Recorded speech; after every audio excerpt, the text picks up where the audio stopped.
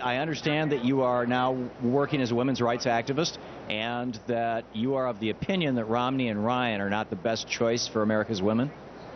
Yes, that's right, absolutely. I've been touring around the country this week with several members of Congress talking about why Mr. Romney and Mr. Ryan are wrong for women on everything from women's economic security, our right to enforce our right to fair pay, to women who benefit from Medicaid and Medicare, which Mr. Ryan has plans to just decimate, to our health, of course.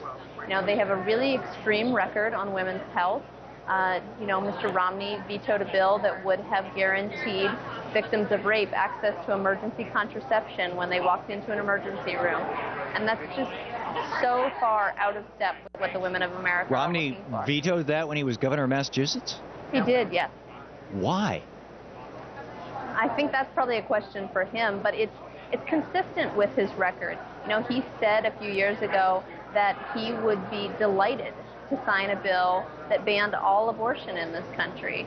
And he supported the Republican Party platform, which not only includes a plank that would eliminate abortion, but with no exception for rape or incest or for the life of a mother, but it also includes a salute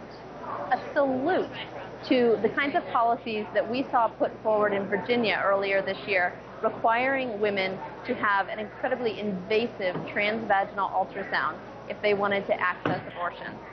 So it's really just incredibly extreme and dangerous policies for women. And in many ways patronizing or paternalistic. The economic. I think about that especially their support for provisions that would allow an employer to decide which types of health care was covered by your insurance.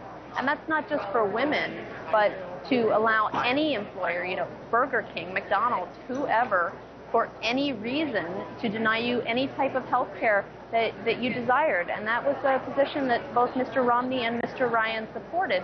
But President Obama knows that these are decisions that women are capable of making on their own and have a right to make on their own.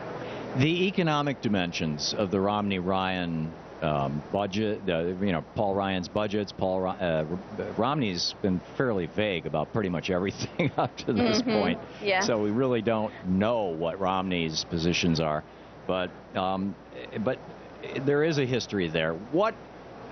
How specifically do they affect women economically, and also how do they affect women when it comes to power in the workplace, political power, basically women's equality?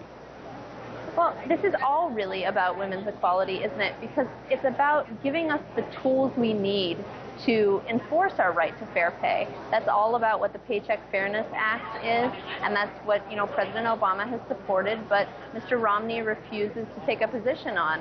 And Mr. Ryan has repeatedly voted against fair pay for women, including the Lilly Ledbetter Fair Pay Act.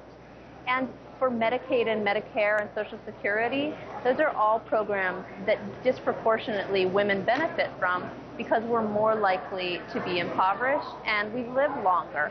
And so we rely on those programs. But the Romney-Ryan budget would take extreme cuts to each of those.